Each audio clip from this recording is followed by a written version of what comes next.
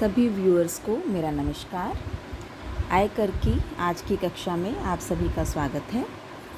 वेतन के स्थान पर लाभ हम पिछले लेक्चर में डिस्कस कर रहे थे, जिसमें काफ़ी पॉइंट्स हम डिस्कस कर चुके हैं, जिनमें अर्जित अवकाश वेतन, ग्रेच्युटी, मासिक और एकमुश्त पेंशन, क्षतिपूर्ति, वीआरएस पर प्राप्त राशि, महत्वपूर्ण व्यक्ति बीमा पॉलिसी के अंतर्गत प्राप्त राशि, नोटिस अवधि के वेतन के बारे में और नौकरी ग्रहण करने से पहले और निवृत्ति के पश्चात के वेतन के बारे में हम पिछले कुछ लेक्चर्स में बात कर चुके हैं। आज हम एक बहुत ही इम्पॉर्टेंट टॉपिक डिस्कस करेंगे, जो कि कहलाता है भविष्य निधि, यानी कि प्रोविडेंट फंड। भविष्य निधि क्या होता है? भविष्य निधि नाम से ही जैसा पता चल रहा है, इसका अर्थ कि भविष्य निधि से तात्पर्य है भविष्य के लिए, यानी फ्यूचर के लिए एक निधि यानी कि कोष या फंड बनाना। हर कर्मचारी अपने फ्यूचर के लिए कुछ ना कुछ राशि बचाता है, और राशि बचाने का ही एक तरीका है भविष्य निधि। कर्मचारी भविष्य निधि यानी कि एम्प्लॉयज़ प्रोविडेंट फंड एक ऐसी योजना है जिसके अंतर्गत कर्मचारी एक निश्चित राशि अपने स्वयं के कंट्रीब्यूशन के रूप में जमा करवाता है। आम तौर पे ये राशि हर महीने उसके वेतन से ही काट ली जाती है। इस फंड में कुछ राशि एम्प्लॉयर भी अपनी तरफ से हर महीने जमा करवाता है, और ये दोनों ही राशियाँ नियोक्ता यानी कि एम्प्लॉयर के द्वारा बैंक में या पोस्ट ऑफिस में या किन्हीं गवर्नमेंट सिक्योरिटीज़ आदि में एक स्पेसिफिक ऑब्जेक्टिव के लिए, यानी कि भविष्य में कर्मचारी को प्रदान करने के लिए इन्वेस्ट की जाती है, और इस पर जो भी इंटरेस्ट प्राप्त होता है वो इसी फंड में दोबारा डालकर उसे री इन्वेस्ट कर दिया जाता है। और ये प्रोसेस तब तक चलता रहता है जब तक कि कर्मचारी एम्प्लॉयड है। सेवानिवृत्ति के बाद या कर्मचारी के द्वारा सेवा को त्यागने पर या फिर उसकी डेथ पर ये जो इस तरह से इकट्ठी हुई राशि है ब्याज सहित कर्मचारी को या फिर उसके परिवार में, उसकी मृत्यु के बाद उसके परिवार के उत्तराधिकारी को दे दी जाती है। आमतौर पर जो ये भविष्य निधि है ये 3 प्रकार की होती है: वैधानिक, प्रमाणित और तीसरी अप्रमाणित। वैधानिक भविष्य निधि जो होती है वो भविष्य निधि अधिनियम 1925 के अंतर्गत रखे गए जो भविष्य निधि खाते हैं उन्हें वैधानिक भविष्य निधि कहा जाता है। ये भविष्य निधि सरकारी, अर्ध सरकारी संस्थान, मान्यता प्राप्त शिक्षण संस्थान, स्थानीय सत्ता और विश्वविद्यालयों द्वारा अपने कर्मचारियों के लिए रखी जाती है। दूसरा जो टाइप है वो है प्रमाणित भविष्य निधि, यानी रिकग्नाइज्ड प्रोविडेंट फंड। कर्मचारी भविष्य निधि अधिनियम 1952 के अंतर्गत रखे गए भविष्य निधि खाते, जो कि आयकर आयुक्त के द्वारा अप्रूव्ड होते हैं, उन्हें हम रिकग्नाइज्ड प्रोविडेंट फंड कहते हैं। इस तरह की जो भविष्य निधि है वो बैंक्स, इंश्योरेंस कंपनीज, इंडस्ट्रीज़ में या व्यावसायिक प्रतिष्ठानों द्वारा अपने कर्मचारियों के लिए रखी जाती है। और तीसरी तरह की जो भविष्य निधि होती है वो होती है अप्रमाणित भविष्य निधि, यानी कि अनरिकग्नाइज्ड प्रोविडेंट फंड। ऐसी भविष्य निधि जो कि ना तो वैधानिक है और ना ही प्रमाणित है, उसे हम अप्रमाणित भविष्य निधि कहते हैं। यह भविष्य निधि आयकर आयुक्त के द्वारा अप्रूव्ड नहीं होती है। तो ये तो हमने ब्रीफली बात की कि जो भविष्य निधि है वो 3 तरह की होती है: वैधानिक, प्रमाणित और अप्रमाणित। अब इनके संबंध में आयकर से संबंधित क्या प्रोविजंस हैं, अब हम उनके बारे में बात करेंगे। पहले हम बात कर रहे हैं कर्मचारी के अंशदान के बारे में। कर्मचारी का अंशदान, भविष्य निधि में कर्मचारी का जो अंशदान होता है वो कर योग्य होता है तथा कर्मचारी के वेतन की गणना करते समय उसे उसके वेतन में शामिल किया जाता है। यदि वेतन भविष्य निधि में अंशदान के बाद दिया गया हो तो उसको हम ऐड कर लेते हैं। अप्रमाणित भविष्य निधि के अलावा अन्य निधि में कर्मचारी द्वारा दिए गए अंशदान पर धारा 80C के अंतर्गत कटौती मिलती है। छूट की राशि को देय कर में से घटा दिया जाता है। दूसरा बात करेंगे नियोक्ता के अंशदान के बारे में। जैसा कि अभी हमने बात की थी कि भविष्य निधि 3 तरह की होती है, तो तीनों तरह की भविष्य निधियों में नियोक्ता के अंशदान के जो प्रोविजंस हैं वो अलग अलग लिखे हैं, यहाँ पे आपके सामने स्क्रीन पर डिस्प्ले हो रहे हैं। जो वैधानिक भविष्य निधि है उसके अंतर्गत नियोक्ता यानी कि एम्प्लॉयर का कंट्रीब्यूशन टैक्स फ्री होता है। दूसरा, रिकग्नाइज्ड भविष्य निधि जो है उसकी दशा में वेतन के 12% तक तो कर मुक्त होता है और जो शेष अंशदान है नियोक्ता का वह राशि कर योग्य होती है। तीसरा, अनरिकग्नाइज्ड यानी कि अप्रमाणित भविष्य निधि में नियोक्ता के अंशदान की संपूर्ण राशि कर मुक्त होती है। तो इसको हम ऐसे याद कर सकते हैं कि वैधानिक और अप्रमाणित इन दोनों ही निधियों में जो है नियोक्ता का अंशदान उसकी पूरी राशि जो है वो कर मुक्त होती है। केवल प्रमाणित भविष्य निधि की दशा में नियोक्ता का अंशदान कर्मचारी के वेतन के 12% तक टैक्स फ्री होगा और जो बाकी कंट्रीब्यूशन की राशि है वो टैक्सेबल होगी। यहाँ पर जो वेतन है, वेतन का तात्पर्य है मूल वेतन, बिक्री पर एक निश्चित प्रतिशत से प्राप्त कमीशन और महंगाई भत्ता। महंगाई भत्ता हमें तभी शामिल करना है जब उसे निवृत्ति के लाभों के लिए वेतन माना जाता हो, इनके योग से है। तीसरा, भविष्य निधि खाते पर ब्याज। जैसा कि हमने बात की अभी कि जो भविष्य निधि है उस पर ब्याज भी प्राप्त होता है, तो इस ब्याज के संबंध में इनकम टैक्स के क्या प्रोविजंस हैं देखिए। वैधानिक और अप्रमाणित भविष्य निधियों पर जो जमा ब्याज है भविष्य निधि खाते पर वह पूरी तरह से कर मुक्त होता है, लेकिन प्रमाणित भविष्य निधि खाते पर 9.5% यानी कि 9.5% की दर से तो ब्याज कर मुक्त होता है।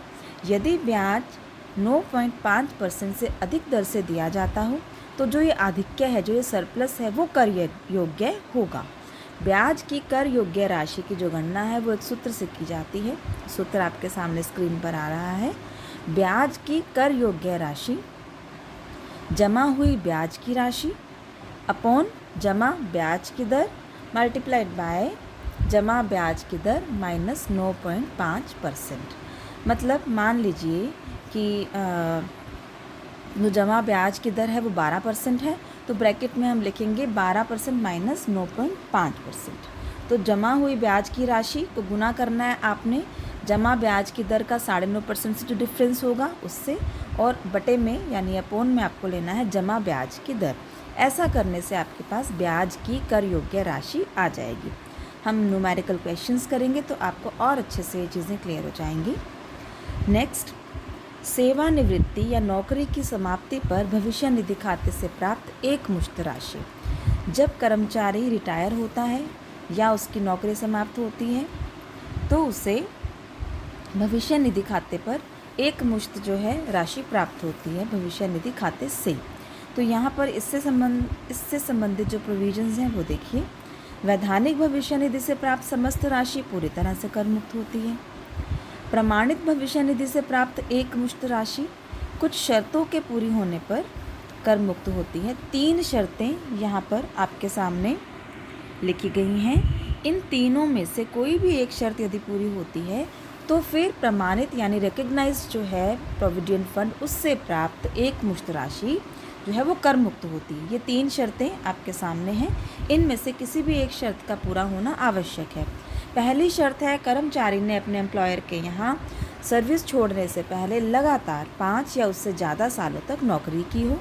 दूसरा, 5 साल तक यदि नौकरी लगातार ना की हो लेकिन उसकी जो सेवाएं हैं वो उसकी अस्वस्थता, बीमारी, किसी दुर्घटना, नियोक्ता के व्यापार के संकुचन या बंद हो जाने या फिर किसी ऐसे कारण से उसकी नौकरी समाप्त कर दी गई हो जो कि उसके खुद के कंट्रोल में नहीं हो।